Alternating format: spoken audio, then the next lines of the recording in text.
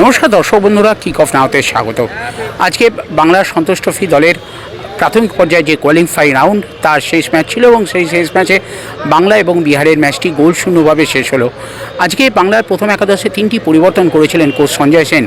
Match শেষে যে বিষয়টা তিনি জানালেন সেটা শুধুমাত্র তাদের এটা তারা পরিকল্পনা করেই পরিবর্তন করেছিলেন, কোনো ফোর্স চেঞ্জ ছিল না, অর্থাৎ ফুটবলারদের কোনো চোট আঘাতের সমস্যা নয়, তাদের এটা পরিকল্পনা মাফিকই তিনি এই চেঞ্জটা করেছিলেন। আজকের ম্যাচে কিন্তু 3টে চেঞ্জের পরেও একটা কিন্তু পেনাল্টি পেয়েছিল বাংলা এবং সেটাই কিন্তু গোল করতে ব্যর্থ হয়। রবি হাসদার শট বাঁচিয়ে দেন বিহার গোলরক্ষক সানি রেয়াজ। আজকের ম্যাচের পর কি বললেন সঞ্জয় সেন? 3 ম্যাচে 7 পয়েন্ট নিয়ে যদিও তারা ইতিমধ্যেই পৌঁছে গেছেন পরবর্তী রাউন্ড হবে হায়দ্রাবাদের তেলেঙ্গানাতে এবং সেই ম্যাচে সেখানে কিন্তু আরও শক্ত প্রতিপক্ষ থাকবে। তবে তাদের প্রাথমিক যে লক্ষ্য ছিল যে পরবর্তী রাউন্ডে অ্যাডভান্স করার, কারণ গত দুবার বাংলা কিন্তু ব্যর্থ হয়েছিল, সেই ব্যর্থতাকে ভুলিয়ে পরবর্তী রাউন্ডে নিয়ে যাওয়ার দলকে সাকসেস করার পেছনে অবশ্যই খুশি হলেও সঞ্জয় সেন তাদের 3 ম্যাচে 9 পয়েন্ট পাওয়াটা হলো না, এটা নিয়ে তার কিন্তু কিছুটা হলেও আক্ষেপ রয়ে গেল। তবে দলের ফুটবলারদের খেলায় যে আত্মদৃষ্টি কোনোভাবেই জায়গা করে নেয়নি এটা কিন্তু জানাতে ভুললেন না কোচ সঞ্জয় সেন।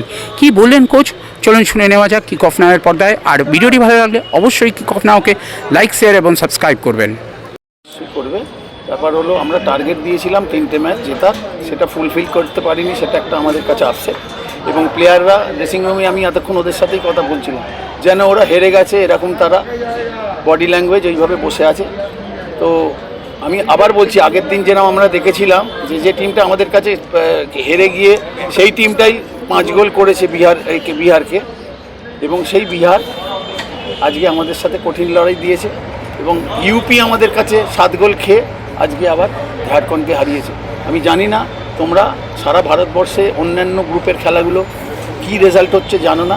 অন্ধ্রপ্রদেশকে তামিলনাড়ু 8 গোল দিয়েছে। তো লোকে যারা ভাবছে বাংলা এখানে 7 গোল দিয়েছে, দুর্বল প্রতিপক্ষ, ফুটবল সম্বন্ধে মানে উইক অপোনেন্ট, এটা নয়। এটা আজকের গ্রুপ বিন্যাসটা প্রমাণ করে দিল ফুটবল ইজ সো টাফ এবং অন্যান্য রাজ্যরা কতটা এগিয়েছে।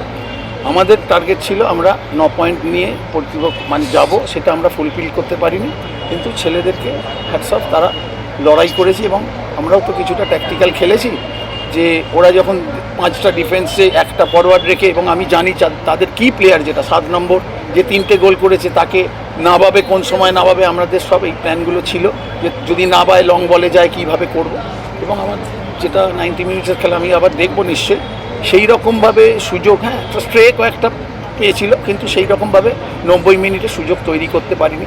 আমরা পেনাল্টি মিস করেছি, this is not an excuse, it's a part of football. এবং অনেকগুলো নাম্বার অফ অপরচুনিটিস ক্রিয়েট করতে বলেছি এবং এটাও বলেছিলাম প্রথম দিন গোল পেতে যত স্ট্রাগল করতে হয়েছিল, দ্বিতীয় ম্যাচে ইজি হয়ে গেছিলো, এই ম্যাচটা হয়তো আবার ডিফিকাল্ট হবে। তো সেইভাবে মানসিক প্রস্তুতি ছেলেদের ছিল এবং অ্যাকর্ডিং টু দ্য সিচুয়েশান কীভাবে রিয়াক্ট করতে হবে, দে রিয়াক্টেড নাইসলি, ভেরি ওয়েল। আমরা গ্রুপ বিন্যাস জানি না, কাদের সাথে খেলবো জানি না, আমাদের কবে খেলা জানি না। আমরা শুনেছি 5 তারিখ থেকে টুর্নামেন্ট এবং কবে শেষ হবে জানি না। ভারতবর্ষের ফুটবলটা কিভাবে হয় সেটাও জানি না।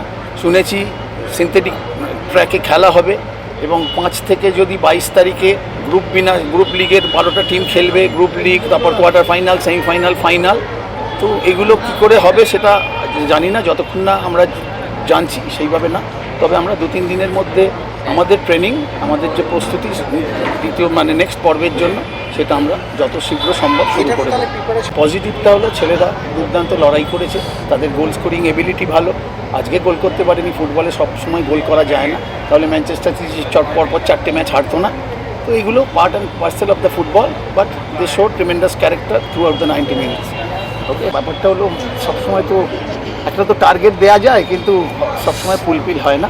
কিন্তু প্রাথমিক লক্ষ্য যেটা গত বছর যে আমরা ব্যর্থ হয়েছিলাম কোয়ালিফাই করতে, সেইখানে আমরা কোয়ালিফাই করেছি, প্রাথমিক পর্বটা আমরা করতে পেরেছি। আমাদের সামনে কঠিন প্রতিপক্ষ আসবে সেটা আমরা সবাই জানি, তোমরা যারা আমাদের এই প্রশ্ন করছো তারাও জানো। তো সুতরাং আমরা কঠিন প্রতিপক্ষের সাথে যখন খেলতে হবে, সেটা মানসিকভাবে এবং শারীরিকভাবে আমাদেরকে তৈরি হতে হবে এই কদিনের মধ্যে।